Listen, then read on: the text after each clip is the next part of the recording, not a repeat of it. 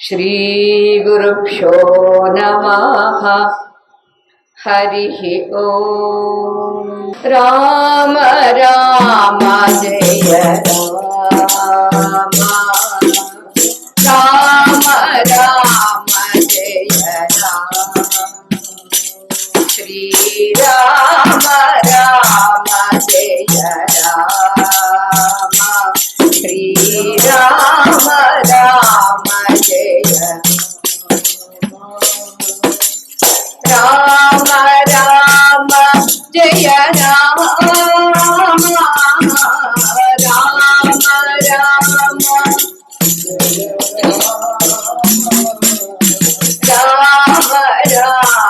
जय राम, राम राम जय श्री राम राम जय राम, श्री राम राम जय कौसल्या सुखवर्धन राम,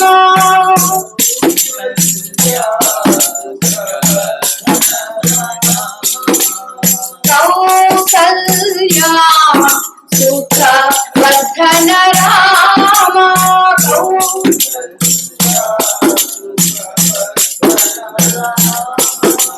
श्रीमद् दशरथ नंदन राम,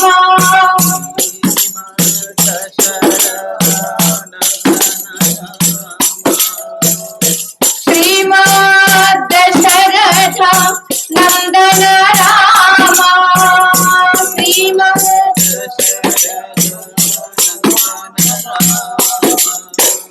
जानकी जीवन राजा राम,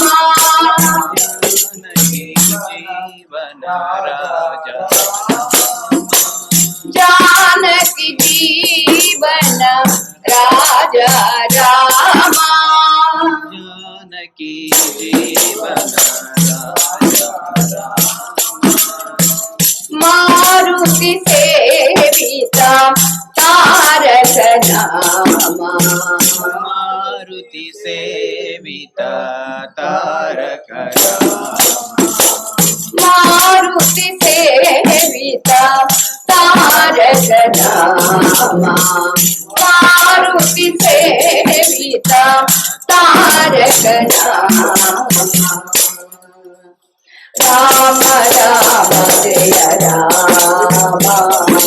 राम राम जय राम, श्री राम राम जय राम, श्री राम राम जय राम, राम राम जय राम, राम राम जय श्री राम राम जय राम, श्री राम राम जय राम, श्री राम राम जय राम, श्री राम राम कौसल्या सुखवर्धन राम, सुखवर्धन राम, सुखवर्धन श्रीमद् दशरथ नंदन राम,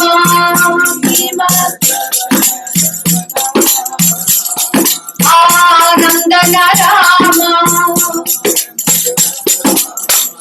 श्रीमद् दशरथ नंदन राम,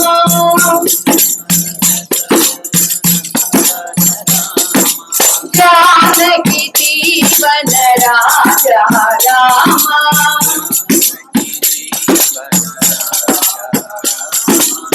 जानकी जीवन राजा राम,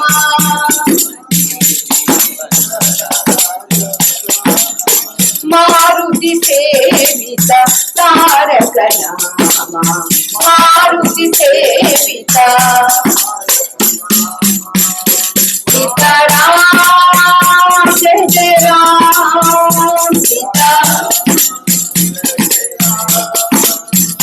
सीताराम जय जय राम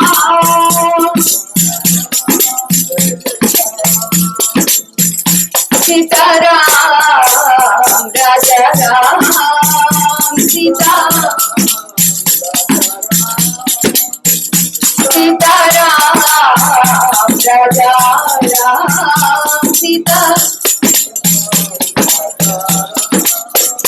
सीताराम राम राम राजा राम सीताराम राम राम राजा राम सीताराम राम राम राजा राम सीताराम राम राम राजा राम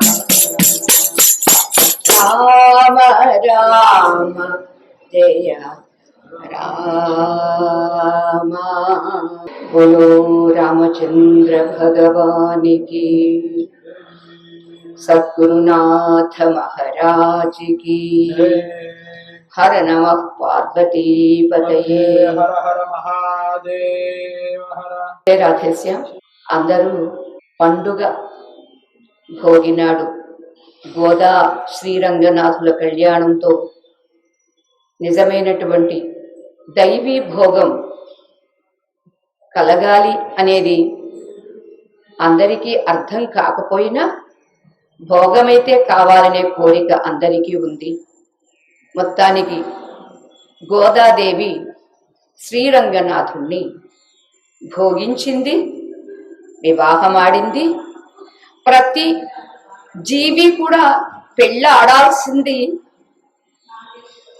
పరమాత్ముణ్ణే అని ఆ తల్లి బోధించి వెళ్ళింది. అయితే ఆ తర్వాత ఎంతమంది చేసుకున్నాము అనేది ప్రశ్నిస్తే ఏమోనండి, ఏ ఒక్కరూ లేరనిపిస్తుందండి అనిపిస్తుంది. సరే, ఇక సంక్రాంతి నిన్ననే మనం చెప్పుకున్నాం. సంక్రాంతి అంటే జీవితానికి నిజమైన క్రాంతి, యావత్ ప్రపంచానికి ఆధారమైన తత్వం ఏదో అదే భగవత్ తత్వము. ఇంకాస్త జ్ఞానం కలిగితే ఆత్మతత్వం. ఆ ఆత్మతత్వమే సంక్రాంతి పురుషుడు, సంక్రమణ పురుషుడుగా, శ్రీమన్నారాయణుడిగా, శ్రీ సూర్య నారాయణ భగవానుడిగా మనం ప్రత్యక్ష దైవాన్ని ప్రతినిత్యం దర్శిస్తూ ఉన్నప్పటికీ కూడా ఏదో తెల్లవారింది, సూర్యుడు వచ్చాడు, చీకటి పడుతుంది, చంద్రుడు వచ్చాడు, చంద్రుడు వెళ్తాడు, సూర్యుడు వస్తాడు, సూర్యుడు వెళ్తాడు, చంద్రుడు వస్తాడు అని మాత్రమే అనుకుంటున్నామే తప్ప రాత్రివేళ చంద్రుడిగా, పగటి వేళ సూర్యుడిగా వచ్చి సర్వప్రాణులు ఉజ్జీవింపబడడానికి ఏమిటి అనేది మనం గుర్తిస్తే ఆనాడే మన జీవితాలకు నిజమైనటువంటి సంక్రాంతి అని నిన్న మనం చెప్పుకున్నాం. ఇక ఇవాళ కనుమ కదా, కనుమ పండుగ కూడా అయిపోయింది కదండి. ఇంకా ఉన్న పిండి వంటలు కూడా ఇవాళ కూడా తినేసాము, ఇంకా తర్వాత ఉంటే మిగిలిన రోజు తింటామండి.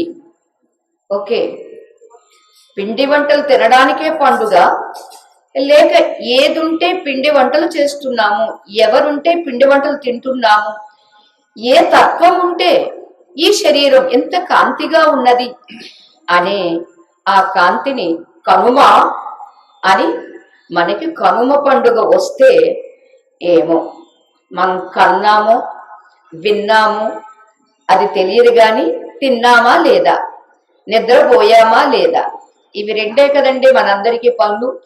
మనందరికీ రెండు పనులు ఏమిటి? వేళకింత వండేసుకుని తిన్నామా లేదా, తినడం అయిపోయింది కాబట్టి నెక్స్ట్ పని ఏమిటండి, పడుకున్నామా లేదా. ఇవి రెండింటిలోనే మన జీవితం తెల్లారిపోతుంది.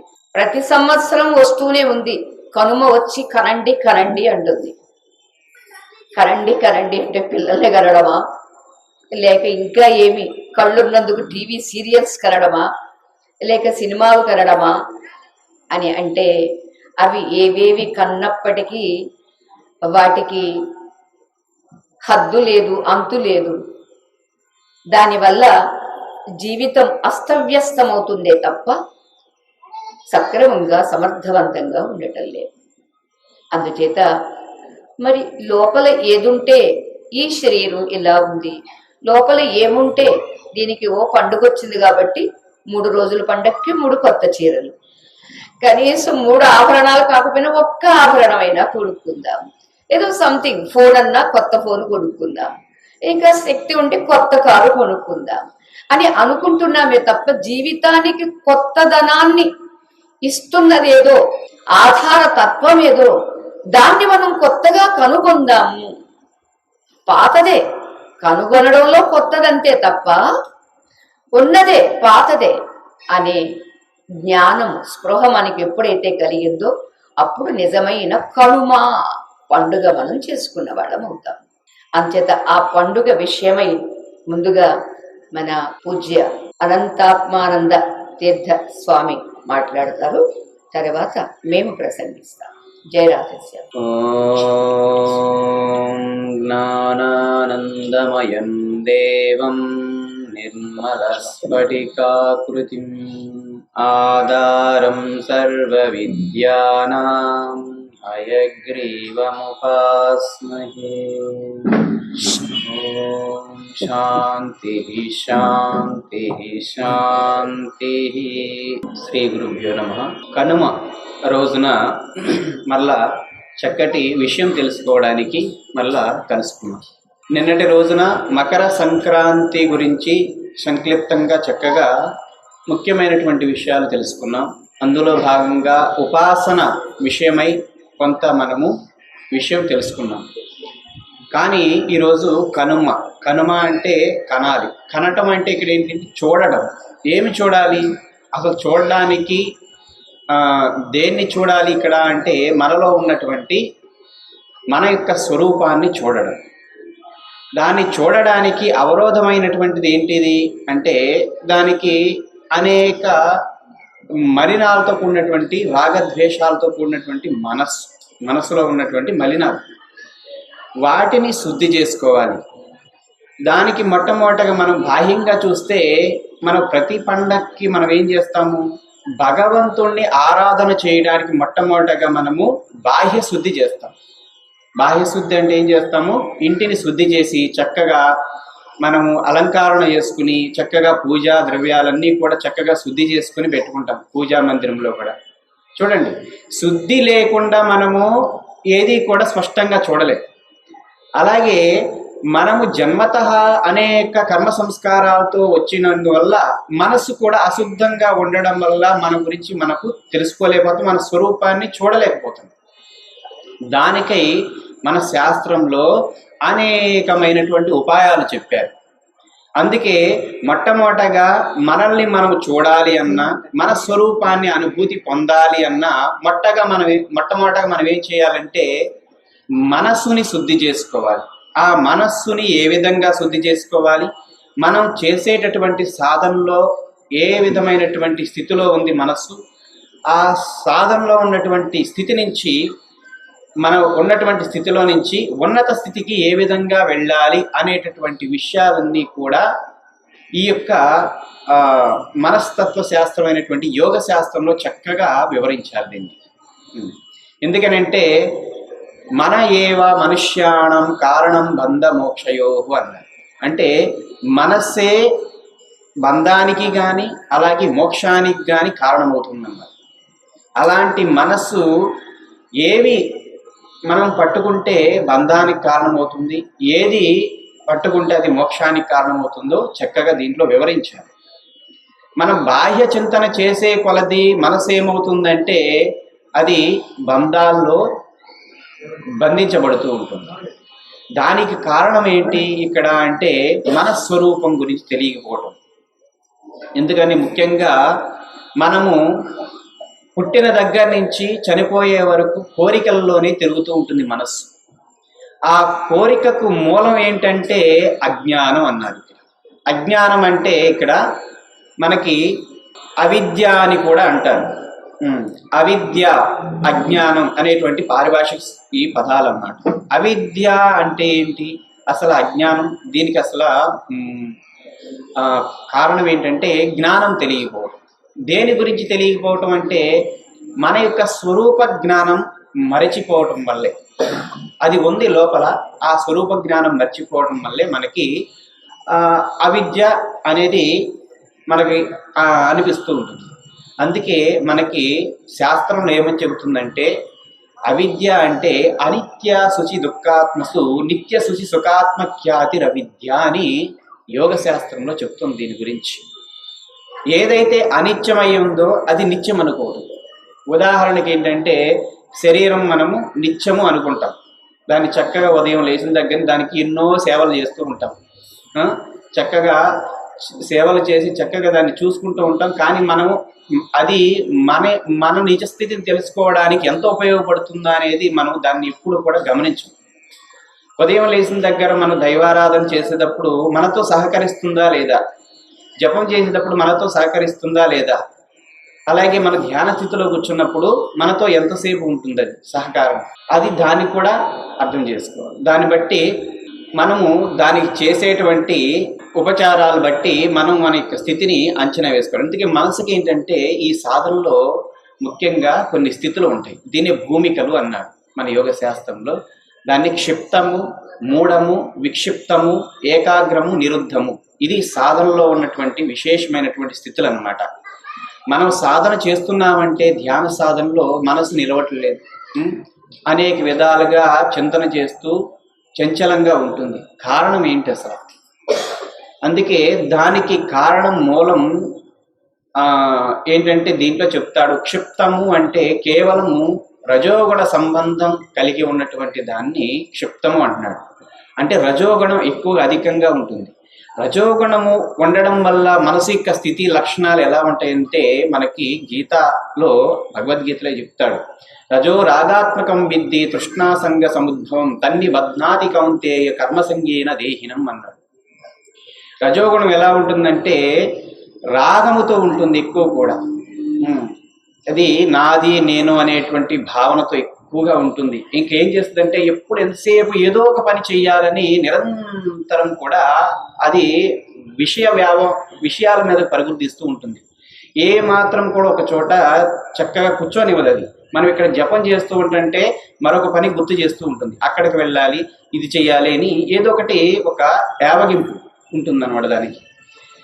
అలాగే ఇది కర్మలతో బంధిస్తూ ఉంటుంది మనిషిని. ఈ యొక్క రాజసికమైనటువంటి మనసు ఉన్నటువంటి వాళ్ళు ఆహారపు అలవాట్లు కూడా విశేషంగా మనకు తెలుస్తూ ఉంటాయి. తీసుకునేటువంటి ఆహారం కూడా అలాంటి రాజసికమైనటువంటి ఆహారం, కారాలు, మసాలాలు, ఉప్పు ఎక్కువగా ఉన్నట్టు, పులుపు ఎక్కువగా ఉన్నటువంటి ఆహారం ఎక్కువగా ఇష్టపడుతూ ఉంటుంది ఆ రాజసికమైన మనసు కలిగినటువంటిది. ఇంకా అంతేకాకుండా వేడి తీసుకుంటూ ఉంటుంది. పట్టలేము మనం, సాత్వికమైనటువంటి వాళ్ళు పట్టలేరు, కానీ అవి వేడి ఎక్కువగా కోరుకుంటూ ఉంటుంది. అలాంటి లక్షణాలు కలిగినటువంటిది రాజసికమైనటువంటి మనస్సు ప్రతి ఒక్కరిలో ఉంటుంది. కానీ మనము ఏ ఆహారం దానికి పెడుతూ ఉంటామో అలాంటి లక్షణాలతో ఆ వృత్తి పెరుగుతూ ఉంటుంది లోపల. ఈ మూడు కూడా గమనించాలి. అందుకే రజోగుణం లేకపోతే పని చేయలేము కదండి. రజోగుణం ఉంటేనే మనము కార్యాచరణ చేస్తాం. ఉండాలి రజోగుణం. ఎంత ఉండాలంటే పరిమితంగా ఉండాలి. దాన్ని మించి అధికంగా ఉంటే ఏంటంటే సాధనకు పనికిరాదు. అందుకే సాధకులకి రోజుకి మా గురువులు చెప్పింది ఏంటంటే ఒక అర్ధగంట కర్మాచరణ ఉండాలి. అర్ధగంట మించి ఎక్కువగా చేస్తే ఏంటంటే అది చంచలం అవుతుంది, మనసు ఏకాగ్రత కుదరనివ్వదు. కర్మాచరణ ఉండాలి. బాహ్యకర్మ అనేది ఉంటుంది. దానివల్ల ఏంటంటే అంతఃకరణ శుద్ధి కోసం ఉపయోగపడాలి, అంతేగాని కామ్యకర్మలు కాదు ఇక్కడ చెప్పింది. సాధకుడికి మెయిన్గా అంతఃకరణ శుద్ధి కోసం చేసేటువంటిది. ఉపాసన చేస్తాడు, చక్కగా బాహ్య పూజ చేస్తాడు, దేవతారాధన చేస్తాడు, తర్వాత జపం చేస్తాడు. ఈ బాహ్యమైనటువంటి సాధనలు, ప్రాణాయామాలు, యోగాసనాలు ఇవన్నీ కూడా బాహ్యమైనటువంటి సాధనలే. అంతేకాదు బాహ్యంగా తన కొంత బాహ్యమైనటువంటి శుద్ధి చేసేటువంటి అంటే పరిశుభ్రంగా ఉంచుకోవడం, దీన్ని శౌచము అంటారు. దీన్ని అది కూడా ఒక భాగమే దీంట్లో. అందుకే యోగి గురించి చెప్తున్నాడు ఇక్కడ. సామాన్య స్థితి నుంచి యోగ స్థితికి వెళ్ళాలంటే మొట్టమొదటగా సాధన ఏ విధంగా చేయాలి అనేటువంటి స్థితిని చెప్తున్నాడు. అందుకే రజోగుణం అనేది మన కంట్రోల్లో ఉండాలి. మన దాటి వ్యవహారం చేస్తే ఏంటంటే దాన్ని ఏ విధంగా కంట్రోల్ చేయాలనేది ఆలోచనలతో దాన్ని మనం సాధనలో పెట్టుకోవాలి. దాన్ని అది క్షిప్తము అంటారు, రజోగుణం అధికంగా ఉన్నటువంటి దాని స్థితిని.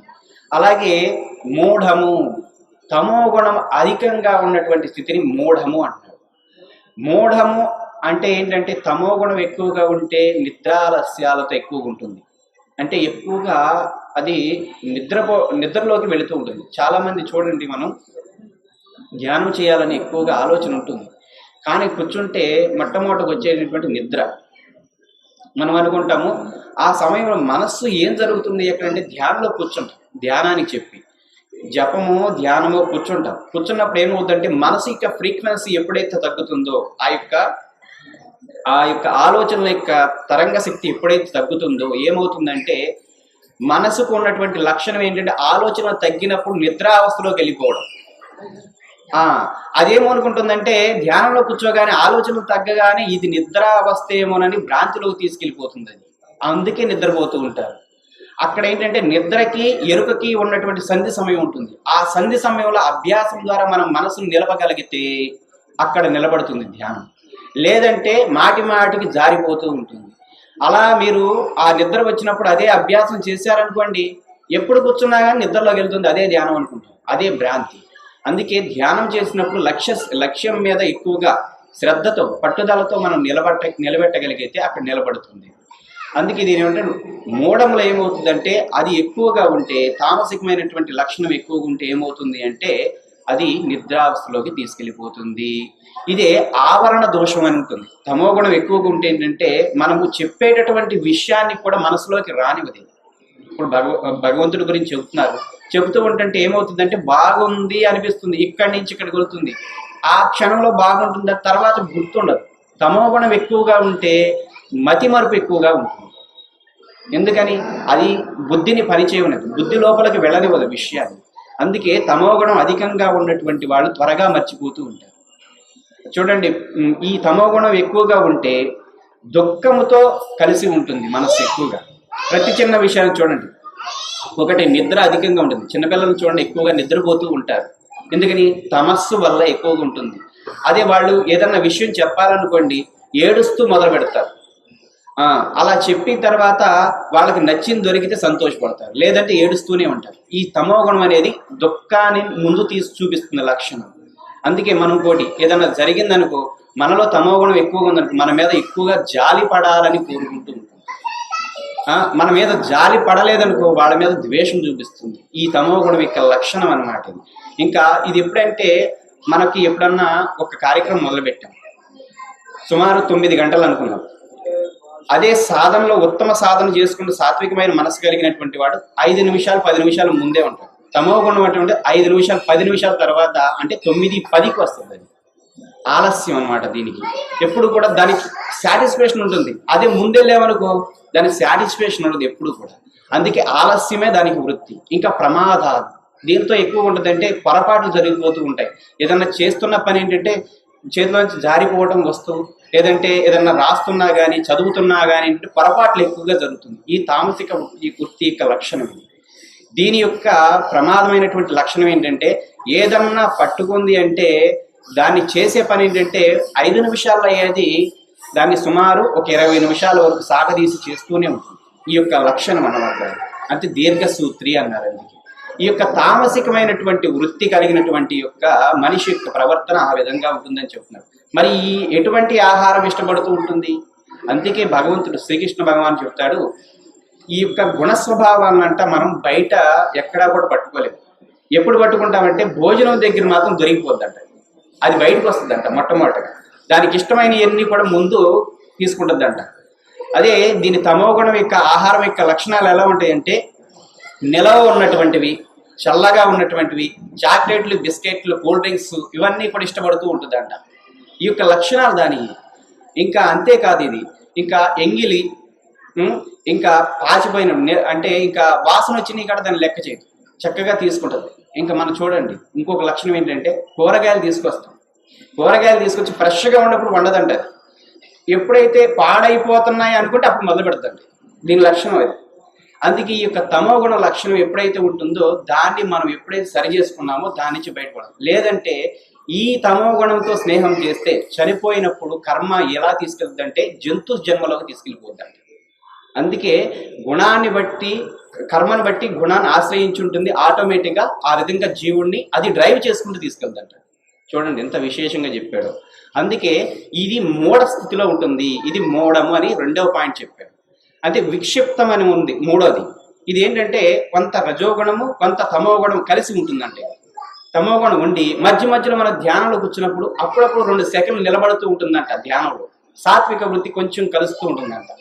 ఇది క్షిప్తము కంటే కొంచెం బెటర్ అంట. అందుకేంటంటే ఈ విధమైనటువంటి మనసు కలిగినప్పుడు ఏంటంటే అలా నిలబడినప్పుడు ఏదో కొంచెం సాటిస్ఫాక్షన్ అయ్యి ధ్యానం చేయాలనిపిస్తుందంట.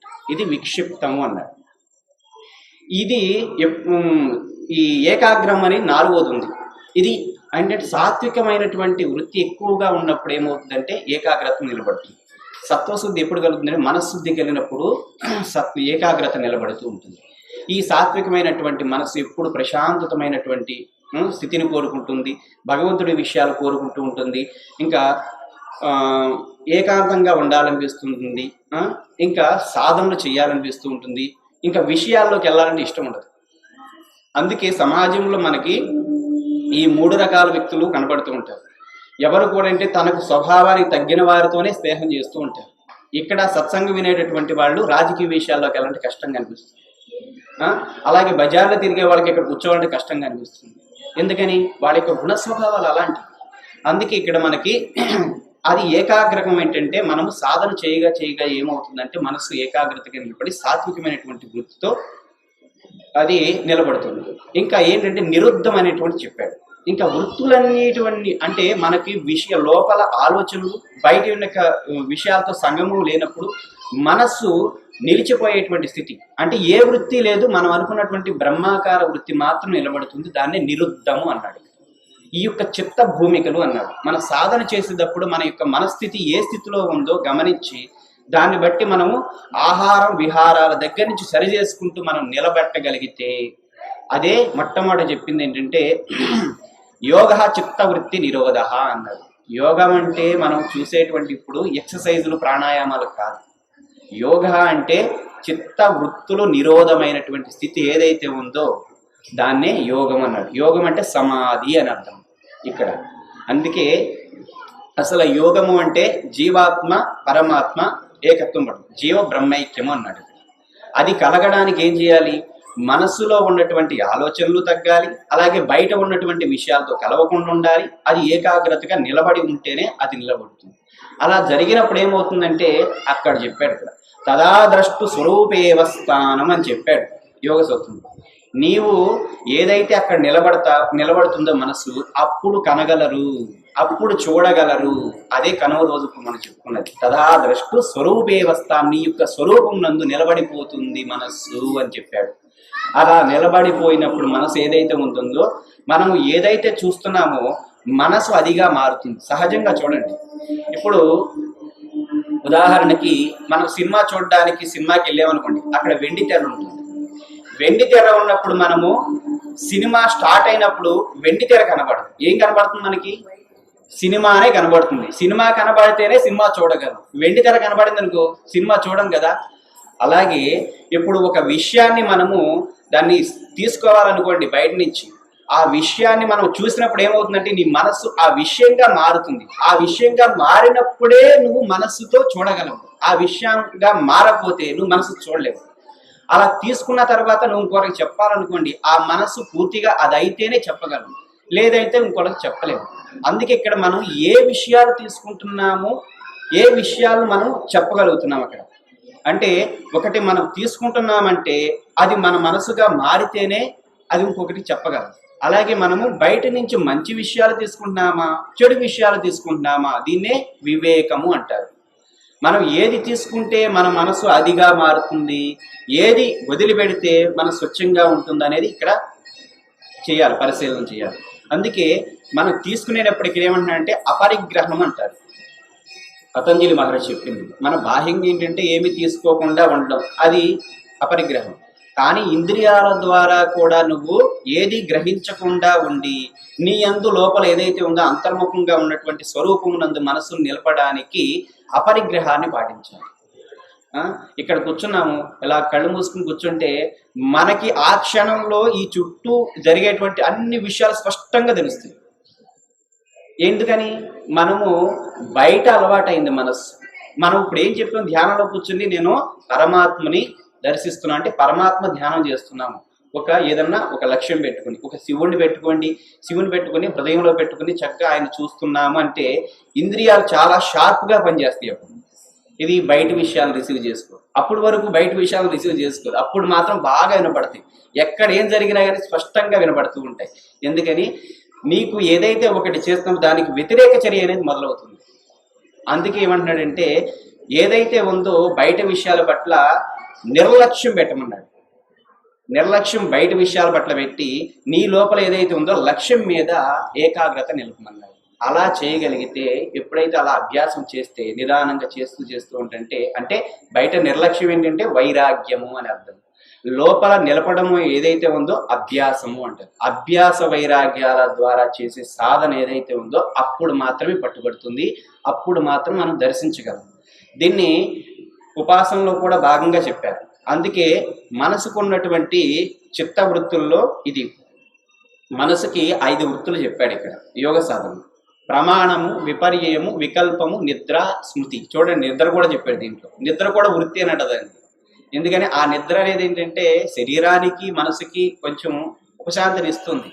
కానీ అదే నిద్ర ఎక్కువైతే తమో గుణంగా కూడా పనిచేస్తూ ఉంటుంది. అందుకే 3 గుణాలు మనకు కావాలి.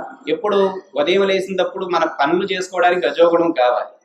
అది దేంతో చేయాలి? సత్వగుణంతో కలిపి చేయాలి. కానీ కేవలం రజోగుణంతో చేస్తే అస్తవ్యస్తంగా ఉంటుంది. అందుకే అలాగే మనం విశ్రాంతి తీసుకునేటప్పుడు తమో గుణం అవసరం. తమో గుణం ఎలా ఉండాలి అంటే సత్వగుణంతో ఉండాలి. మనం నిద్రపోతే మనము ఏదన్నా చిన్న ఆకు పడితే వెంటనే లేవాలి. కానీ అలా సాత్వికమైనటువంటి వృత్తితో కలిసి చేస్తే అలా ఉంటుంది. కానీ దానికంటే వ్యతిరేకంగా ఉందనుకో మనస్సు, చెట్టు పడ్డా కానీ లేవదు. ఆకు కాదు కదా, చెట్టు పడ్డా కానీ లేవదు. అది మొద్దు నిద్ర అంటారు కదా. అలాంటి వృత్తి కలిగినటువంటిది ఏదైతే ఉందో అది తామసికం అధికంగా ఉన్నటువంటిది. అందుకే ఈ వృత్తుల్ని మనం నిరోధించి దాన్ని మన స్వరూపాన్ని దర్శించడానికి చక్కటి ఉపాయాలు దీంట్లో 196 సూత్రాల ద్వారా యోగ దర్శనంలో చక్కగా సాధన గురించి చెప్పాడు. ఈ సాధన ఏంటంటే బాహ్య సాధనలు ఎక్కువ ఉన్నాయి, దీంట్లో అంతర్ముఖ సాధనలో కొంత ఇచ్చాడు. మనకి భగవద్గీతలో 6వ అధ్యాయం మొత్తం కూడా మనకి సాధనల గురించి చెప్పాడు. ఆత్మ సంయమన యోగం అంటే మనస్సును నిగ్రహించేటటువంటి పద్ధతి, దాన్ని ఏ విధంగా సాధన చేయాలని. దీనికంటే ముందు 5వ అధ్యాయంలో చివరిలో ఒక శ్లోకం చెప్తాడు. స్పర్శాన్ కృత్వా బహిర్బాహ్య చక్షు శైవాంతరో నాసాభ్యాంతర చారిణ ప్రాణాపానౌ సమాయుక్త చారిణవు అన్నాడు. అంటే ఇక్కడ బాహ్య ఇంద్రియ విషయాల నుంచి మనసును అంతర్ముఖం చేసి నాసిక రంధ్రం గుండా ప్రాణ అపానాలు ఏవైతే సంచరిస్తున్నాయో దాన్ని సమం చేయమని చెప్పాడు దీంట్లో. అంటే అంతర్ముఖ సాధన గురించి చెప్పాడు అక్కడ దాని గురించి. ఈ విధంగా అంతర్ముఖ సాధన చెప్పి మనం ఏ విధంగా సాధన చేయాలి, ఎలాంటి ప్రదేశంలో కూర్చోవాలి, ఏ విధంగా కూర్చోవాలి, మనసును ఏ విధంగా అంతర్ముఖం చేయాలి, ప్రతి ఒక్కటి స్టెప్పుల వైజ్గా చెప్పుకుంటూ వచ్చాడు. అలా చేస్తే మన యొక్క స్వరూపాన్ని చూడగలము అని చెప్పాడు అనమాట. ఈ కొద్ది సమయంలో ఈ కొన్ని విషయాలు మాత్రమే తెలుసుకోగలం. మళ్ళా కలుసుకున్నప్పుడు మరికొన్ని విషయాలు తెలుసుకుందాం. హరి ఓం తత్.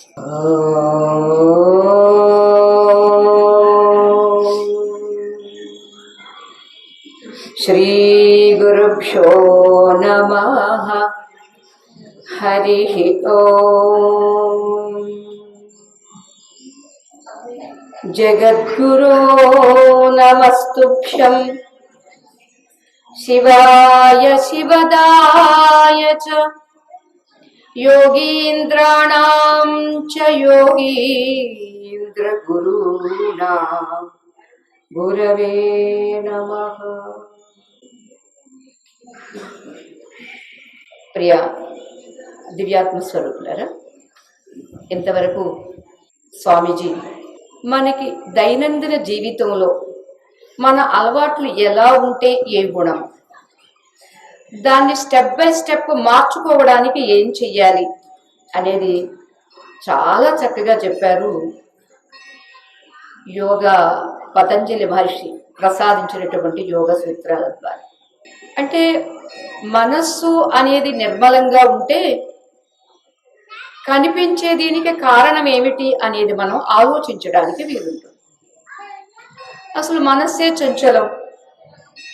పిల్లలు ఉన్నారు చూడండి, మనకన్నా చాలా చంచలంగా ఉంటారు. ఇలా కాసేపు కూర్చోటి అలా పరిగెట్టేస్తారు, మళ్ళీ అక్కడ కూర్చోటి మళ్ళీ ఇలా పరిగెట్టేస్తారు. ఎందుకు పరిగెడతారో వాళ్ళకి తెలియదు. స్వామీజీ ఆ ఉదాహరణ కూడా చాలా చక్కగా చెప్పారు. మనస్సును నిగ్రహించడానికి ఏ స్థాయి, ఎప్పుడు, ఎలా అనేది కూడా మనం ఆలోచించాలి. అందుకనే పెద్దలందరూ బ్రాహ్మీ ముహూర్తంలో, అంటే లేచి మనం పనుల్లోకి వెళ్ళిపోకుండా ఉన్నప్పుడు చాలా ప్రశాంతంగా ఉంటుంది. రాత్రంతా నిద్రపోయి ఉంటుందేమో, మంచి శక్తివంతంగా ఉంటుంది, బుద్ధి తాజాగా ఉంటుంది. అప్పుడు తాజాగా ఉన్నటువంటి ఆ బుద్ధితో తేజస్సు గురించి ఆలోచించడం సులువు అవుతుంది. అంతేకాదు ఆ సమయానికి మంచి శక్తి ఉంటుంది. బ్రాహ్మీ ముహూర్తం అని ఇక్కడ మనకి కేవలం అరగంట మాత్రమే పని చేసి మిగిలిన సమయం అంతా సాధనకు అని అంటే అది మాత్రం సాధ్యమయ్యేది కాదు. అంటే ఇక్కడ మనం అరగంట పని అంటే బిజినెస్సా, లేక వ్యవసాయమా, లేక వంట? నేను వంట చేయకపోవచ్చు, కానీ నాకు సమయానికి ఆకలైతే వేస్తుంది. ఎలా అంటే వంట పదార్థం వచ్చేది కదా. ఇక్కడ సాధన కోసం ఏ రీతిగా చిన్నపిల్లవాడు ఆ అమ్మ, ఏ ఫర్ యాపిల్ అనేది వాడు దిద్దుతూ ప్రాక్టీస్ ఎలా చేస్తాడో, మనం ఒక శ్లోకం రావాలి అంటే మినిమం 10 times చదివితే తప్పనిసరిగా వస్తుంది.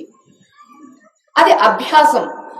నేను 10 రోజుల నుంచి చదువుతున్నానండి, నాకు ఇంకా అదే అలవాటు అయిపోయిందండి, ఎప్పుడు 10 సార్లు చదువుతానండి అంటే మళ్ళీ నెక్స్ట్ శ్లోకం ఎప్పుడు నేర్చుకుంటాను. అందుచేత ఇదంతా సాధన సమయంలో పాటించాల్సినటువంటి నియమములు. మరొక సూత్రం చెప్పారు, తదా ద్రష్టు స్వరూపే అవస్థానం. తదా ద్రష్టు స్వరూపే అవస్థానం అని. ఇవాళ మనం మెయిన్ టాపిక్ ఏమనుకున్నాము? ఇవాళ ఏం పండుగ అండి? కనుమ పండుగ. కనుమ అనే శబ్దానికి అర్థం ఏమిటి? కనుమ. కనుమ దేవుని కనుమ, నీలో దేవుని కనుగొనుమ. ఇక్కడ ఏదుంటే దేవుని చూడ్డానికి వచ్చాం మనం. ఎవరుంటే ఇంతవరకు మనం ఎవరైనా మోసుకొచ్చారా మనల్ని? శరీరం మూసిందా? శరీరం జడం. మీరు ధ్యానం చేసే పర్సన్ అలా మాట్లాడకూడదు. శరీరం అనేది ఒక జడం. బైక్ తనంతట తాను వచ్చిందా? ఎవడో దాని మీద చైతన్యవంతుడు ఒకడు కూర్చుని ఆ ఇంధనంతో స్టార్ట్ చేసి దాన్ని ఎటు కావాలో అటు డైరెక్ట్ చేసుకుని వచ్చాడా? సేమ్ మన బాడీ కూడా. లోపల ఒక డ్రైవర్ ఉన్నాడు. ఆ డ్రైవరు ముందుగా మనస్సు అని చెప్పారు, నిజం. కారులో ఓనర్ ఉంటాడు, కానీ కారుకు డ్రైవర్ కూడా ఉంటాడు. ఆ డ్రైవరు అనేవాడు ట్రైన్డ్ పర్సన్ అనుకోండి. ఓనర్ హాయిగా నిద్రపోవచ్చు, లేదా ఆయన పని ఏదో చేసుకుంటాడు, ఆఫీస్ పని ఏదో హాయిగా వెనక సీట్లో కూర్చొని చేసుకుంటాడు. ఇతను సాఫీగా ఎక్కడికైతే వెళ్ళాలో అక్కడికి తీసుకువెళ్ళిపోతాడు. అలానే మన డ్రైవర్ అనేటటువంటి ఆ మనస్సుకి మనం నెమ్మదిగా నీకు ఒక ఓనర్ ఉన్నాడు, ఆ ఓనర్ వైపుకు కూడా చూస్తూ ఉండు. అప్పుడప్పుడు డ్రైవర్ రేర్ మిర్రర్లో నుంచి చూస్తాడు కదా, ఓనర్ ఏం చేస్తున్నాడు, నిద్రపోతున్నాడా లేదా ఆఫీస్ వర్క్ చేసుకుంటున్నాడా అని డ్రైవర్ చూసినట్టుగా మన మనస్సు కూడా లోపలికి, ఓ మా బాస్ ఉండబట్టే నేను పని చేస్తున్నాను, నాకు మూలమైనటువంటి పవర్ ఉండబట్టే నేను ఇలా జీవించగలుగుతున్నాను అని చూడగలగడం. చూసి చూసి డ్రైవింగ్ అయిపోయింది. అప్పుడు ఏం చేస్తాడు డ్రైవరు? హాయిగా పడుకుంటాడు. ఓనర్ దిగుతాడు, డ్రైవర్ కారులోనే పడుకుంటాడు. అలా మన మనస్సు అనేటటువంటిది ఒక కార్యం చేసిన తరువాత దానికి విశ్రాంతి అవసరం. మనం అనుకుంటాం పడుకుని నిద్రపోతే విశ్రాంతి కదా అని. ఇక్కడ పడుకుని నిద్రపోవడం అనేది శరీరానికే తప్ప మనస్సుకు కాదు. అందుకనే మనస్సు మళ్ళా కలలోకి విడిపోతుంది. కలలోకి కూడా వెళ్ళకుండగా దాన్ని కాస్త ఓకే ఇప్పుడు కొంచెం ఆలోచన చెయ్యి, ఏ శక్తితో నీవు పనిచేసావు, ఏ ఓనర్ ఉంటే నీవు బాగా ఎంత పర్ఫెక్ట్ గా డ్రైవ్ చేసావు అని దానికి మనం చెప్పగలిగామనుకోండి, ఆ చెప్పినప్పుడు అది కూడా వింటుంది. అయితే వినడానికి ఆహార శుద్ధౌ సత్వశుద్ధి, సాత్విక ఆహారం తీసుకుంటే మనస్సు సత్వంగా ఉంటుంది. కాస్త రాజసిక ఆహారం, ఉప్పు కారం వేడి వేడి చెప్పారు కదా స్వామిజీ, ఇంకా మటన్ గిటన్ ఇలాంటివి రాజసిక ఆహారం ఎప్పుడు రజోగుణంగానే ఉంటుంది. ఇక తామసిక ఆహారం ఇవాళ ఫ్రిడ్జ్లో వచ్చి చాలా వరకు పాలు పెరుగైతే తామసం అవుతుంది, మిగిలిన మాట ఎలా ఉన్నా. అయితే ఇది మన దేశానికి అవసరం లేదనుకోండి, విదేశాల్లో అవసరం. ఇలా ఆహారం ద్వారా మనస్సు ఆయా గుణాలని పుంజుకుంటుంది.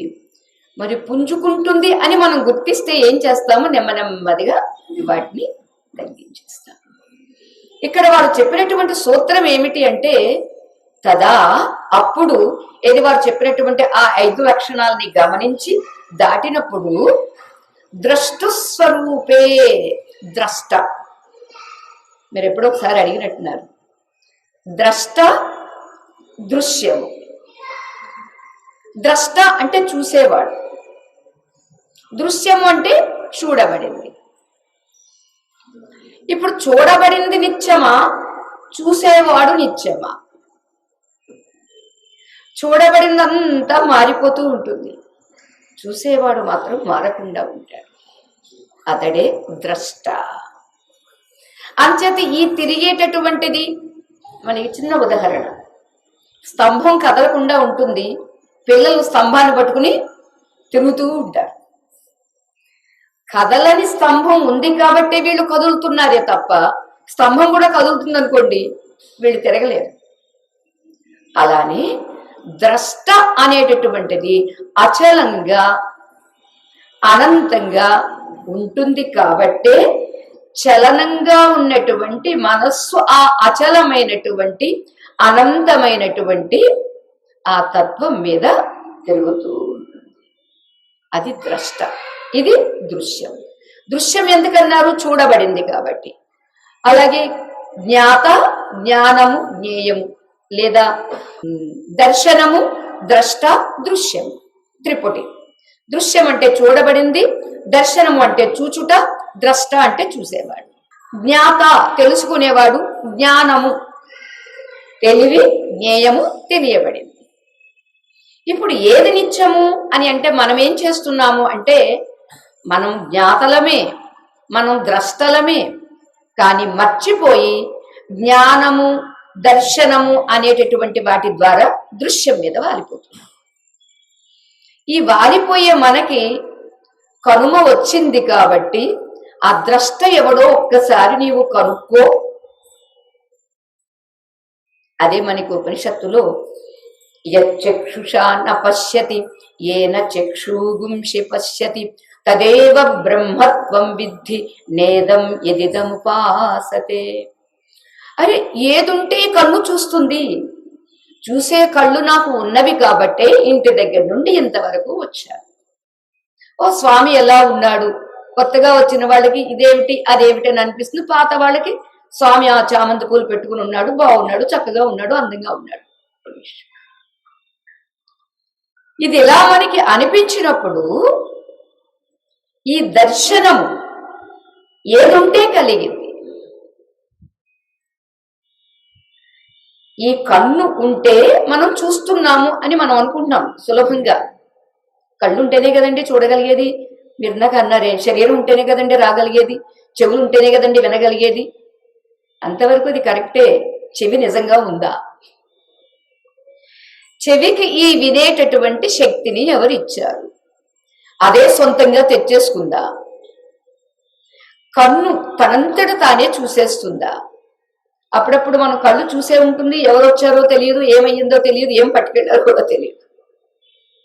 కన్నేమో ఉంది, తెరిచే ఉంది, కానీ పని చేయట్లేదు. అదేంటది? శరీరం ఇక్కడ ఉంది, మనస్సులో ఏమీ సంకల్పం రాలేదు. అమ్మ మీరు రండి అని అంటున్నారు, అది కూడా నాకు వినబడదు. శబ్దం వినబడుతుంది, అర్థం నాకు తెలియదు. శరీరం బండలాగా ఇలాగే ఉంటుంది. అప్పుడు దీనికి ఎవరు అంటే, చెవి యొక్క శబ్దము వినిపిస్తుంది అంటే చెవికి కారణమైనటువంటి, శ్రోత్రానికి మూలమైనటువంటి తత్వం ఉంది.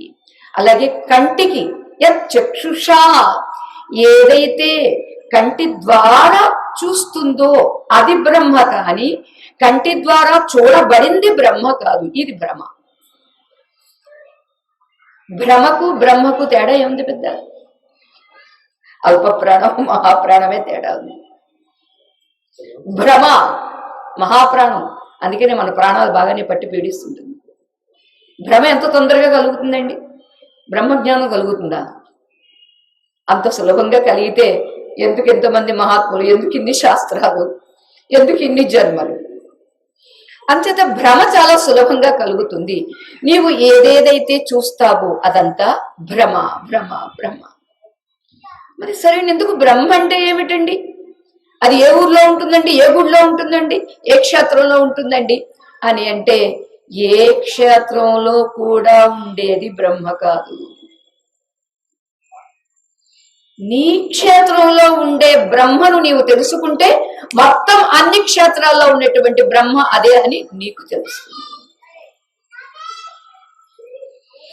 అందుకే వేమన గారు చదివి చదివి చదివి చావంగనేటికి చావులేని చదువు చదువవలయు, చదువలేక కదా చచ్చిరి బహుజనులు, విశ్వదాభిరామ వినురవేమ. ఈ చదువు చదవాలంటే అందుకనే 60 ఏళ్ళు వచ్చిన తర్వాత చదువుకోవద్దండి. ఏం చదవండి? డిగ్రీస్ కాదండి, రియల్ డిగ్నిటీ ఏమిటో తెలుసుకోవడం అండి. అది ద్రష్ట స్వరూపం. అంటే నేనెవరు? ఓకే, ఇంతవరకు నా ఇంద్రియాలు బాగా పటుత్వంగా పనిచేసినవి, అనుకున్నది సాధించేశాను. అసలు ఏముంటే, ఏదుంటే అనే ప్రశ్న కలిగినప్పుడు లోపలికి, ఓకే నా కన్ను చూస్తుందంటే ఏదుంటే నా కన్ను చూస్తుంది. ఏన చక్షుగుంషి పశ్యతి, కంటి ద్వారా ఏదైతే చూస్తుందో అది బ్రహ్మ. చూడబడింది బ్రహ్మ కాదు సుమ. అలాగే చెవి ద్వారా వినబడింది బ్రహ్మ కాదు. వింటున్నదేదో తేడా తెలుస్తుందా? వ్యాకరణం. వినబడింది, వింటున్నది. వినుట అనేది క్రియ, తెలుసుకొనుట క్రియ, దర్శించుట క్రియ. అంచేత ఈ క్రియా శబ్దాలు ఎందుకు వాడుతున్నాము అంటే, కారణము అక్కడ ఉంది, కార్యము బయట కనిపిస్తుంది. ఈ కార్యం జరుగుతుందంటే దీనికి కారణం ఏదో ఉండాలి అని ఎప్పుడైతే మనలో ఒక వివేకం కలిగిందో, ప్రశ్న కలిగిందో, అప్పుడు నిజమే కదా, కనీసం కనుమనాడన్నా కనొద్దా? ఏంటి సంతానమా? కనుమనాడన్నా కనగలగాలి. ఏమిటి? నా కళ్ళల్లో కాంతి ఏమిటి? ఆయా కళ్ళల్లో కాంతి ఎవడు పెట్టాడండి? అమ్మ పెట్టిందా? ఉండరా నీ కళ్ళు తెరిచి కొంచెం నేను బ్యాటరీ పెడతాను ఇక్కడ అని పెట్టిందా అమ్మ? లేదా అప్పుడప్పుడు బ్యాటరీ అయిపోయి ఇంకో బ్యాటరీ సెట్ చేస్తున్నారా? కళ్ళల్లో కాంతి ఏమిటి? ఈ కళ్ళల్లో ఉన్న కాంతికి మూల కాంతి ఎవరు? శ్రీకాంతుడు ఎవరు? ఆ శ్రీకాంతుని దర్శనం కోసమని ఏ దేవాలయానికి వెళితే నాకు ఆ అంతర్దృష్టి కలుగుతుందో, ఏ సత్కర్మ చేస్తే నాకు బుద్ధి శుద్ధమవుతుందో, ఏ ధ్యానం చేస్తే, ఏ శ్రవణం చేస్తే, ఏం చేస్తే అనే ప్రశ్న కలుగుతుందండి. కలిగినప్పుడు మాత్రమే ఇది విదితం అవుతుంది. అంతవరకు ఇప్పటికి ఎన్ని కనుమలు పోలేదు మనకి. ప్రతి సంవత్సరం ఎన్ని ముక్కోటి ఏకాదశులు మనం ఉత్తర ద్వార దర్శనాలు చేసుకోలేదు. ఎన్ని ఏకాదశులు ఉపవాసాలు చెయ్యలేదు, ఎన్నిసార్లు వెంకటేశ్వర స్వామిని, శ్రీశైల మల్లేశ్వర స్వామిని, కాశీ విశ్వేశ్వర స్వామిని దర్శనాలు చేసుకోలేదు. ఎప్పుడైనా నాలో ఉన్న విశ్వేశ్వరుణ్ణి, నాలో ఉన్న వెంకటేశ్వరుణ్ణి, నాలో ఉన్న మల్లేశ్వరుణ్ణి దర్శనం చేసుకుందాము అని అనిపించిందా అంటే అనిపించింది. ఆ వేళ నిజమైన పండుగే. అనిపించినంత వరకు పండుగలు వస్తాయి, అలా పోతూ ఉంటాయి. మరలా ఎప్పుడు వస్తుందండి అనుకోవడమో మరలా వచ్చే ఏడాదికి. అంచేత అంతేనా మరలా వచ్చే ఏడాది వరకు నిరీక్షించడమేనా అని అంటే కాదు కాదు.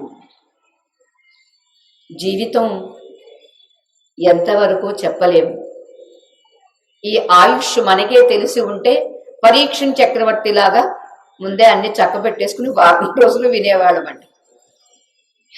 అందుకే సుఖమహర్షి అంటారు, పరీక్షిత్ నువ్వెంతటి అదృష్టవంతుడు అయ్యా, నీకు గ్యారంటీ ఉంది. ఇక్కడ వినడానికి వచ్చిన వాళ్ళల్లో ఎవరికైనా గ్యారంటీ ఉందా?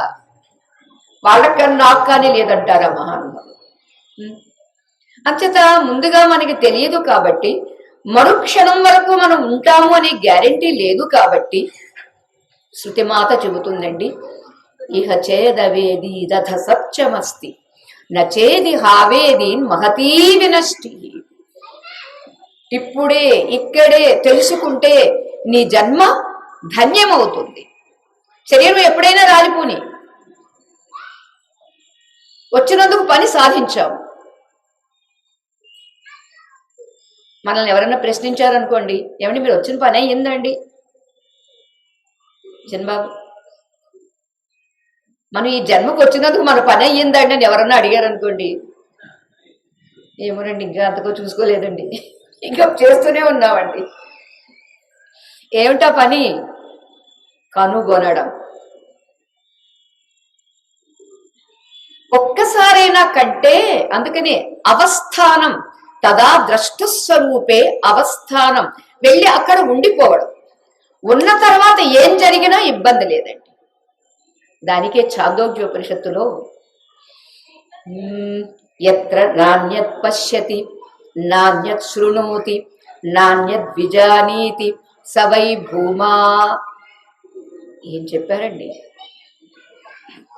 కళ్ళలో ఉన్న కాంతి, కనుల వెనుకనున్న కాంతి, చెవులకు ఆధారమైనటువంటి ఆ పవర్ ని కనుగొనాలి అంటే ఈ మంత్రం యొక్క అర్థము, ఎక్కడ నీవు మరొక దాన్ని చూడలేదో, మరొకరిని చూడలేదో, మరొక శబ్దం వినలేదో, మరొకటి అని తెలుసుకోలేదో అది భూమా. ఏంటి భూమా ఏమన్నా అమ్మాయి పేరండి అంటే కాదు, పేరుగా పెట్టుకుంటే కూడా అందంగా ఉంది భూమా. ఏమిటట అంటే, ఎప్పుడైతే మనం కళ్ళు మూసుకుని ఇంద్రియాల మీద కూడా ధ్యాస విడిచిపెట్టి మనస్సు బుద్ధి అనే గదిని కూడా దాటిన తర్వాత అప్పుడు ఉండి చూడు, నీకు తెలుస్తుంది. ఎవరైనా ఉన్నారా? ఏ శబ్దమైనా వినబడుతుందా?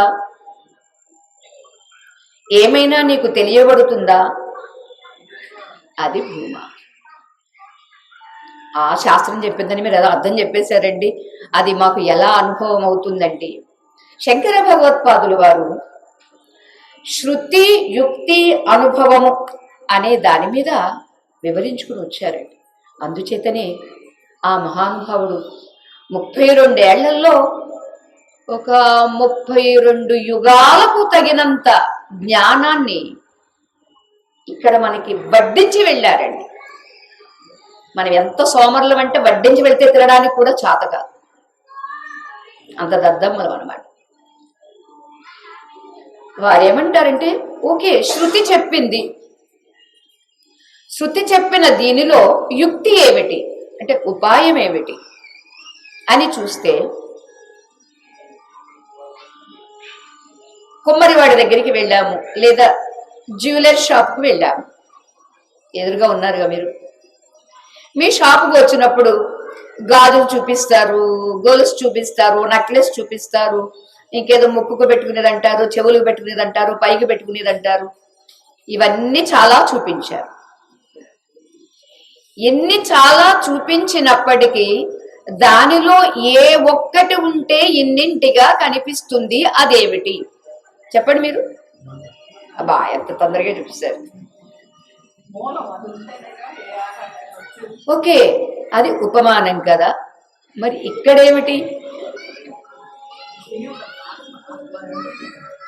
పద్మ గారు, వారి శ్రీవారు, వర్ధని గారు, లక్ష్మి గారు, చంద్రబాబు గారు, ఇలా ఎంతమంది ఉన్నారు అనేది నగలు ఎలాంటివో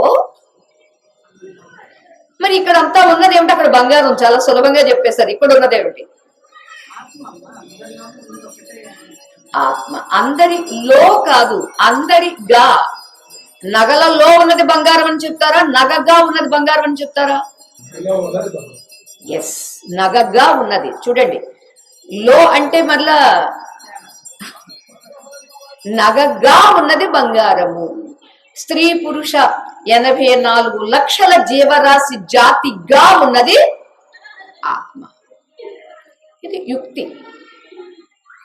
అనుభవం ఏమిటి అని అంటే, మనందరికీ గాఢ నిద్ర పట్టింది అనుకోండి.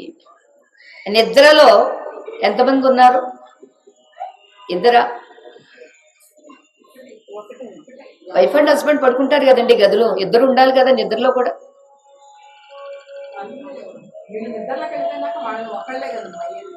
ఒక్కరిగా ఉన్నారని కూడా అనిపిస్తుందా?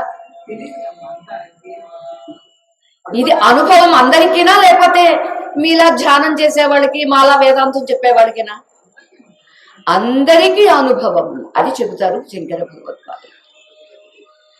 గాఢ నిద్రావస్థలో అందరికీ ఉన్న అనుభవం ఏమిటి అంటే, నా అన్యత్ పశ్యతి, నా అన్యత్ శృణోతి, నా అన్యత్ విజానాతి సవై భూమ. ఇక రెండవది చూడనిది, రెండవది వినబడనిది, రెండవది తెలుసుకోనిది ఏదైతే ఉందో అది భూమా స్థితి. అయితే అది అందరికీ ఒక తమో నిద్రలో అనుభవం ఉందే తప్ప మెలకు వచ్చినప్పుడు లేదు. దాన్ని ఇప్పుడు జ్ఞానంతో, ఉపనిషత్ శ్రవణ జ్ఞానంతో తెలుసుకుంటే ఇప్పుడే ఇక్కడే ఇహ చేదవేది రథ సత్యమస్తి. ఇప్పుడే ఇక్కడే తెలుసుకుంటే నువ్వు చాలా లాభాన్ని పొందుతావు. తెలుసుకోలేదు ఏమిటండి పెద్ద నష్టమేముంది అంటే, మహతీ వినష్టి అని చెబుతుందండి. అంతా ఇంత కాదు, చాలా గొప్ప నష్టాన్ని పొందుతావు. ఏంటి గొప్ప నష్టం?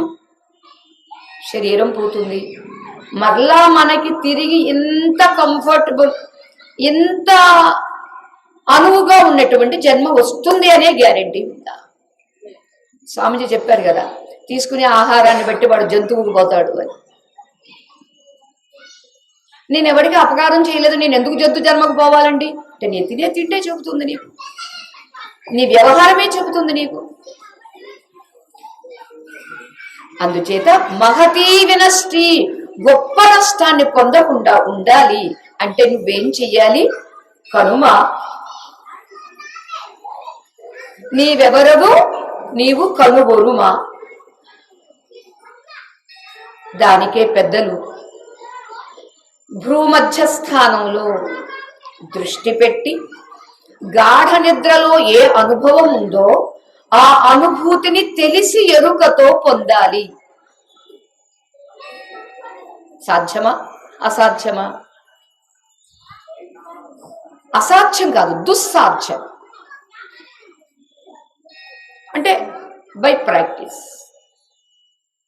అందుకని ఇందాక స్వామి చెప్పారు, అరగంట మాత్రమే పని చేయాలి, మిగిలిన సమయం అంతా ద్రష్టస్వరూపే అవస్థానం, చూసేవాడి దగ్గర దృష్టి పెట్టాలి.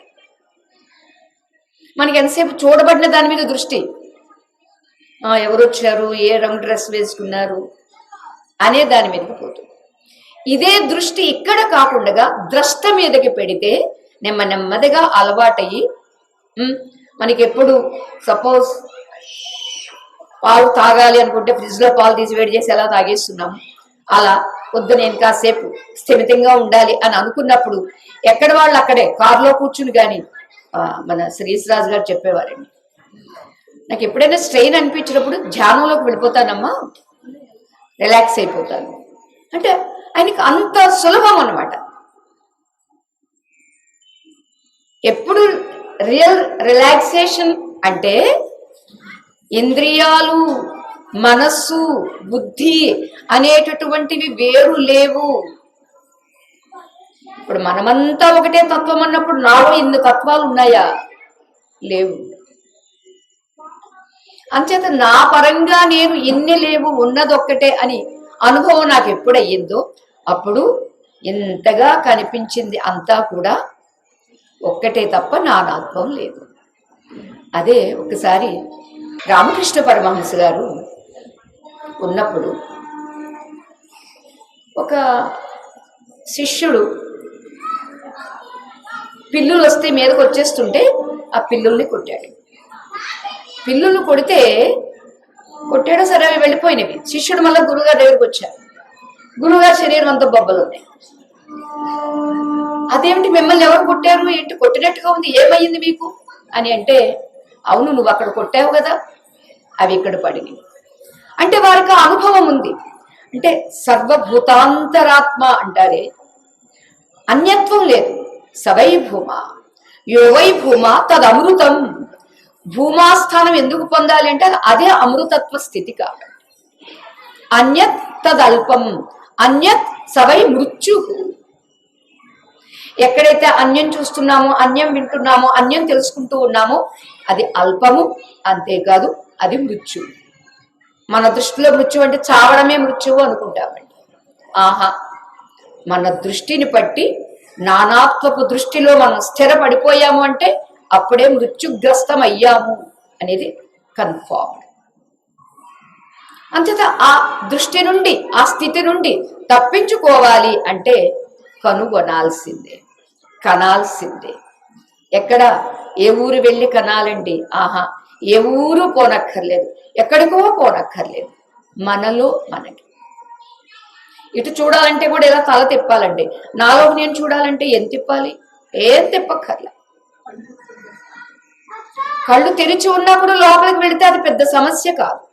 అభ్యాసం కోసం మనం కళ్ళు మూసుకుంటాము. అందుచేత భూమా అనేటటువంటి ఆ స్థితి ఉన్నదే, అదే అందరి స్థితి, అందరి స్వరూప స్థితి. ఆ స్వరూప స్థితిని మనం మర్చిపోయి, బ్రహ్మ స్వరూపాన్ని మర్చిపోయి, భ్రమయే సత్యము అనుకుని భ్రమల మీద వాలిపోతూ శబ్ద స్పర్శ రూప రసగంధములు ఇవి 5 సత్యము అనుకుని, 5ంటిని అందించే పంచభూతములే నిత్యము అనుకుని, పంచభూతమయమైనటువంటి శరీరము మనకి ఎంత తెలియబడుతుంది చూడండి. శరీరం తెలియబడుతుంది, ఇంద్రియాల గురించి తెలియబడుతుంది. ఏ ఇంద్రియం ఎంత బాగా పనిచేస్తుంది, కొంచెం వెనుగడు తగ్గుతున్నట్టుంది, కంటి చూపు తగ్గుతున్నట్టుంది, ఏమిటి నెమ్మదిగా పెరుగుతూ ఉంటుంది. ఏమిటిది? ఇంద్రియాల శక్తి లుప్తమైపోతుంది నాటికి నాటి. మరి తెలుసుకునేవాడికి లుప్తం అవుతుందా? డాక్టర్ గారి దగ్గరికి వెళ్ళి నాకు కొంచెం కన్ను కనిపించటం లేదండి, ఈ కన్ను కూడా కనిపించట్లేదండి అంటే నీకెవరు చెప్పారు అని అన్నారు అనుకోండి, మా ఆవిడ చెప్పింది, మా ఆయన చెప్పారంటారా? నాకే తెలుస్తుందండి ఎవరా నేను. అతడు ద్రష్ట. అతడు అన్న తప్పే, ఆమె అన్న తప్పే, అది అన్న తప్పే. అంచేత అది లింగ భేదములకు అతీతమైనటువంటి. అంచేత ఆ తత్వం దృక్ తత్వం, ఆ తత్వమునందే అవస్థానం. మన ఇంటిలో మనం క్షేమంగా ఉండడం అని అనుకుంటామే, అసలైన మన ఇల్లేదండి స్వరూపం. శరీరం కూడా కాదు తల్లి, స్వరూపం. శరీరం అద్దె కొంప కదా, అద్దె కొంప కాబట్టే మా మాతాజీ గారు అనేవారు, ఇంటి అద్దెలో ఒక 5 రోజులు 10 రోజులు ఆలస్యమైన ఊరుకుంటాడు కానీ ఏ పూట కాపూట దీనికి అద్దె కట్టాల్సిందే. లేచి ఫుడ్ ఒకటేనా, స్నానం, బ్రష్ చేయడం, సోప్ పెట్టడం, బట్టలు కట్టడం. చెప్పారు స్వామిజీ, లేచిన దగ్గర నుంచి దీన్ని సవరించుకోవడమే సరిపోతుంది. సవరించుకునే దీన్ని నా కోసం సాధనగా ఎలా ఎంతవరకు వాడుకోగలుగుతున్నారు అని అనుకున్నప్పుడు ఈ అద్దె కొంపని ఎలా మనం ఇంట్లో ఉండి మన పనులు చేసుకోవడానికి వాడుకుంటున్నామో నివాసంగా, అలానే నా స్వరూపాన్ని నేను తెలుసుకోవడానికి ఈ శరీరం అనేటటువంటి కొంపను మనం ఒక సాధనంగా వాడుకోవడం. అందుచేత నిజమైన ద్రష్ట స్థితియే నా స్థితి. అదే కనుమ కనుగొనువ. కళ్ళల్లో ఉన్న కాంతి గాని, కనుబొమల మధ్య ఉన్నటువంటి ఆ కాంతి గాని అదే భూమా, అదే అమృత స్థితి. అక్కడ అన్యత్వం అనేది లేదు, ఏకత్వం మాత్రమే. అది కూడా ఏకత్వం అని ఎందుకు చెబుతున్నాము అని అంటే అనుభూతి కలిగినప్పుడు. ఇది అందరికీ కలుగుతుందండి సాధ్యమనేట అందరికీ గాఢ నిద్రలో అనుభవం ఉన్నది, ఎరుక లేకుండా పొందుతున్నాము. అవేర్నెస్ లేదు మనకు.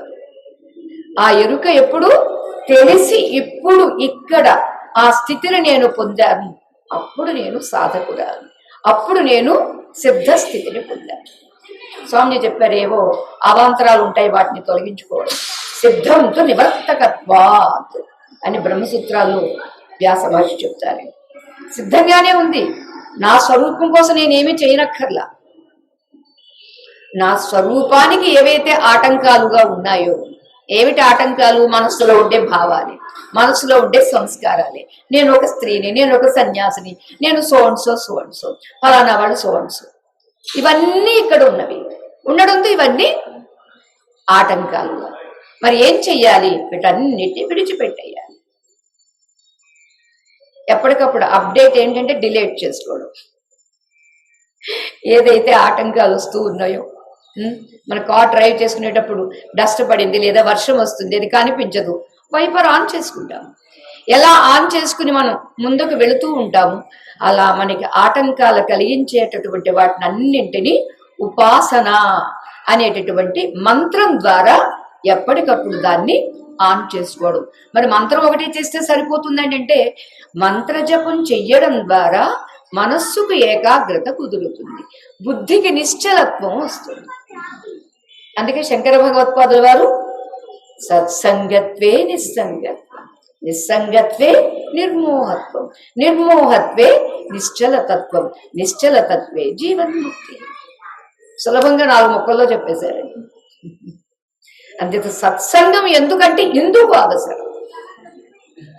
శరీరానికి భోజనం ఎంత అవసరమో మనస్సుకు సత్సంగం అంత అవసరం. అంతే. శరీరం దుర్బలంగా ఉన్న మనస్సు బలంగా ఉందనుకోండి, లక్ష్మి గారే పెద్ద నిదర్శనం. ఆమె ఎంతసేపు ఏదో ఒక స్తోత్రము ఏదో ఒకటి పారాయణం చేసినటువంటి ఫలితం ఏం చేస్తుంది అంటే, అది మనస్సుకి ఒక స్థిర నిర్ణయాన్ని ఇస్తుంది. మనస్సుకు కలిగినటువంటి స్థిర నిర్ణయం ద్వారా శరీరము దాని వయస్సు, దాని ఏమిటది వణకడమో లేకపోతే జంకడమో దాన్ని ఏం కేర్ చేయదండి, ఇదే నిలబడుతుందండి. ఎలా ఒక కర్ర పట్టుకున్న మనిషి ఎంత సుస్థిరంగా నిలబడతాడో, అలా తాను పట్టుకున్నటువంటి ఆ ఉపాసన, తాను నమ్ముకున్నటువంటి ఆ నామము, తాను నమ్ముకున్నటువంటి ఆ స్తోత్రం ఏం చేస్తుంది? యాజ్ ఎ స్టిక్ నిలబెడుతుంది. అందుచేత ఉపాసన ఏకాగ్రత కుదిరిస్తే, కుదిర్చిన ఏకాగ్రత నిశ్చలత్వాన్ని కలిగిస్తే, ఆ కలిగిన నిశ్చలత్వమే మోహాన్ని తొలగిస్తుంది, నిర్మోహత్వమే నిస్సంగం. అంటే అది వరకు సంగంతో అక్కడికి పారిపోయేది, ఇప్పుడు పారిపోవడం మానేసింది. ఎప్పుడైతే పారిపోవడం మానేసిందో మోహం పోయింది, నిర్మలంగా ఉంది. నిశ్చలతత్వే జీవన్ముక్తి. జీవన్ముక్తి బ్రతికి ఉండగా ముక్తి మనకు చెప్పేదండి. వేరే వేరే ధర్మాల్లో వేరే వేరే మతాల్లో చచ్చిన తర్వాత మోక్షం, చచ్చిన తర్వాత కైలాసం. మనకి బ్రతికి ఉండగా మోక్షం. మోక్షం అంటే అది వరకు ఇది నేను అది నేను, ఇది నాది అది నాది అనుకున్నాం, వాటన్నిటి నుండి విడుదల. వేరయ్యే ఉన్నది, వేరై ఉన్నాను అని గుర్తించింది, ఇప్పుడు గుర్తించాను, అంతే తేడా. అదే భూమ, అదే స్వరూపము, దాన్నే కనుగొనడం, ఇదే కనుమ. అంచేత ఈ శబ్దమే మనల్ని దాన్ని కనెక్ట్గా చేసింది అని అనిపిస్తుంది. ఆ స్థితిని ప్రసాదించమని ఏ వేద పురుషుడు ఉపనిషత్తుగా వచ్చి మనకి ఉపదేశం చేశారో ఆ ఉపదేశం మనందరికీ ఉపయోగపడుగాక, ఆ అనుభూతిని ప్రసాదించుగాక అని జగద్గురువుల్ని ప్రార్థిస్తూ స్వస్తి. చెప్పాలంటే మా స్వామివారు అనేవారు, బయటది అర్థం చేసుకోవాలంటే జుట్టు పీక్కోవాలి, కానీ నీ గురించి అర్థం చేసుకోవడానికి ఏం పీక్కోవాలి అనేవారు. ఇది చాలా తేలిక. బయటికి వెళ్ళి ఏదో తెచ్చుకోవాలండి, బైక్ ఉండాలి లేదా కారు ఉండాలి, అది అక్కడ ఉండాలి, మనకు నచ్చింది ఉండాలి.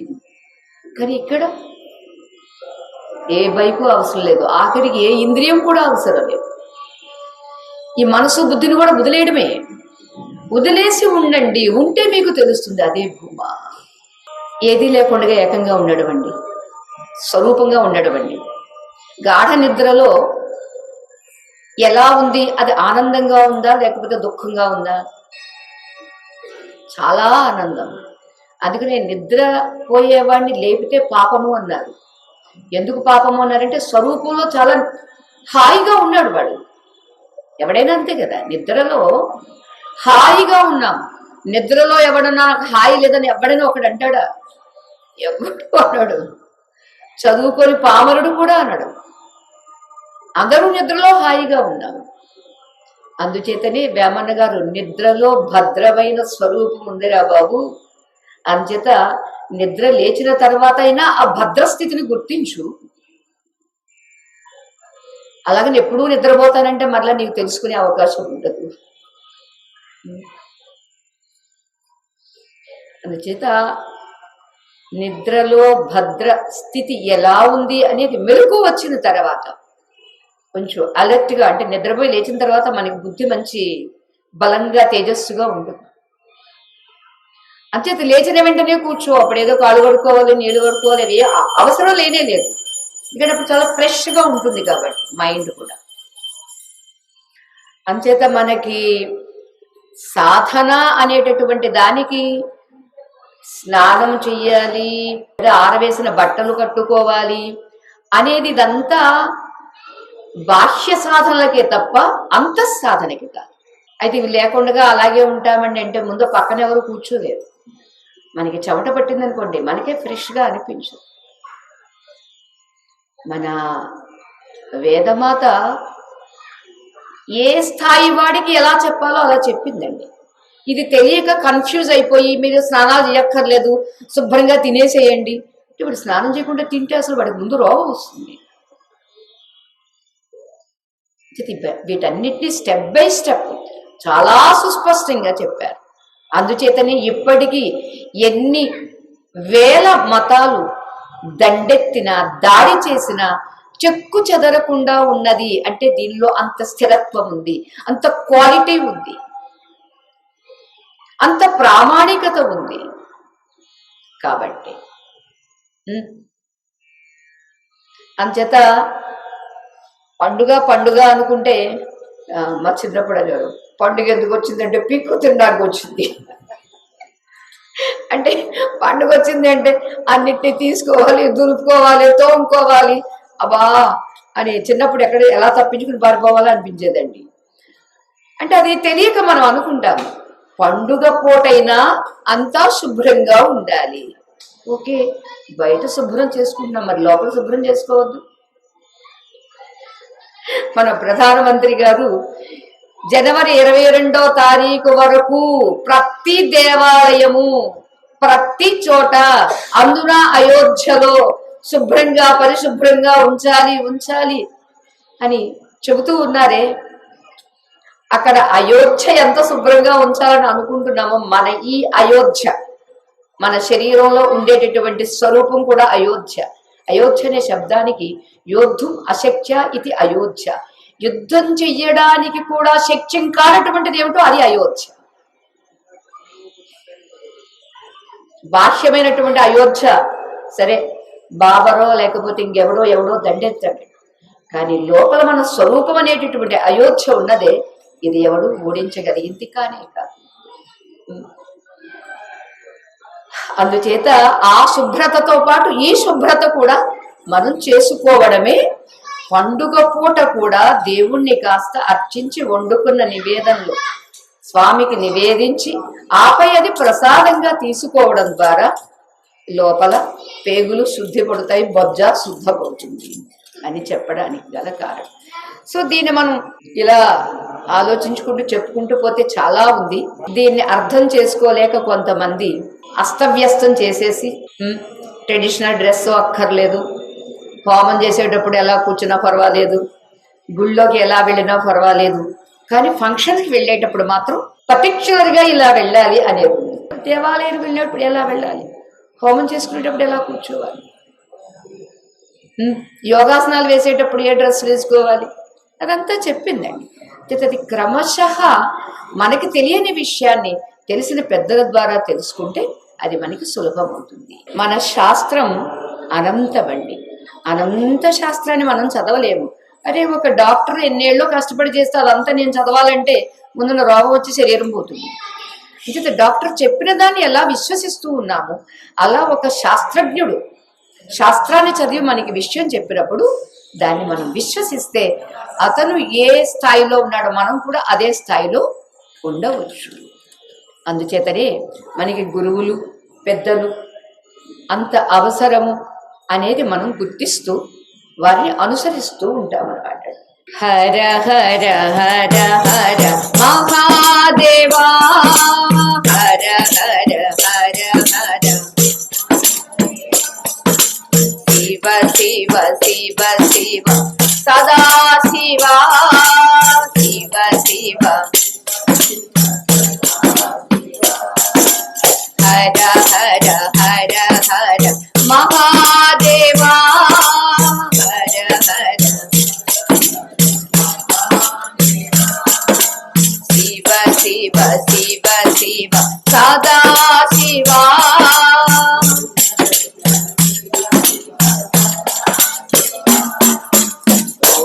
నమో నమో నమః శివాయ, ఓ నమో నమో నమః శివాయ, ఓ నమో నమో నమః శివాయ.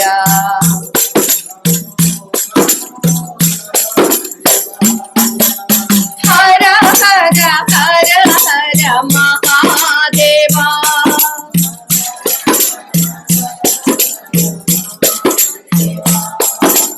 శివ శివ శివ శివ సదా శివ.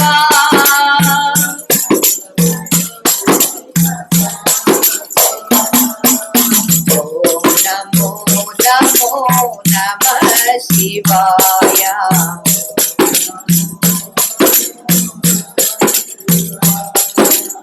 ఓం నమో నమో నమః శివాయ.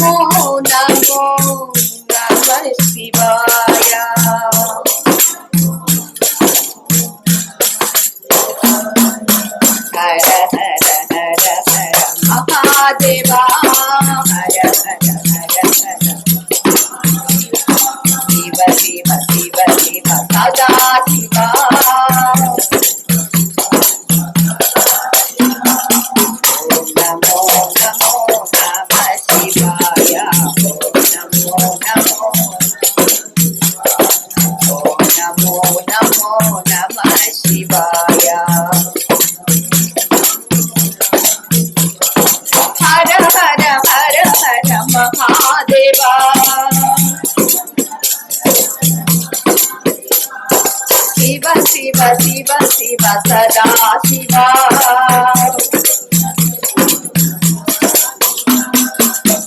నమో నమః శివాయ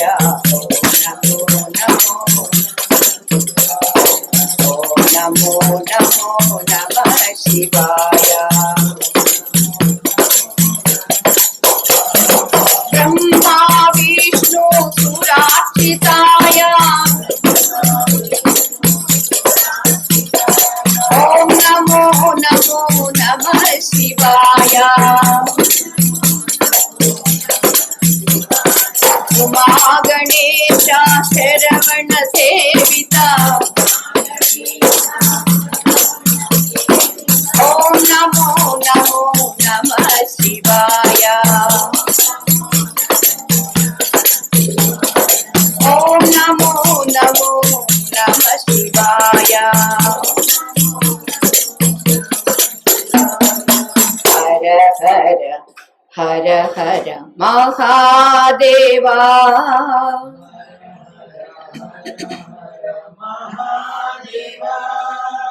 శివ శివ శివ శివ సదా శివ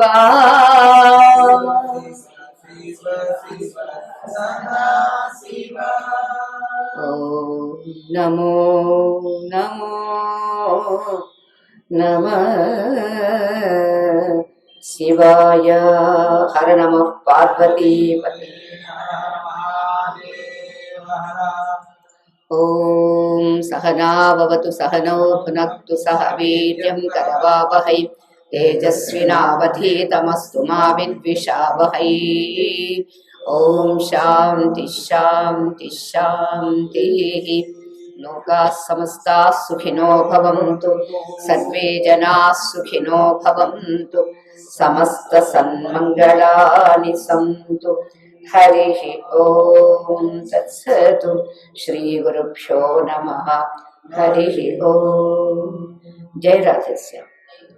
జై శ్రీరామ్. జై శ్రీరామ్.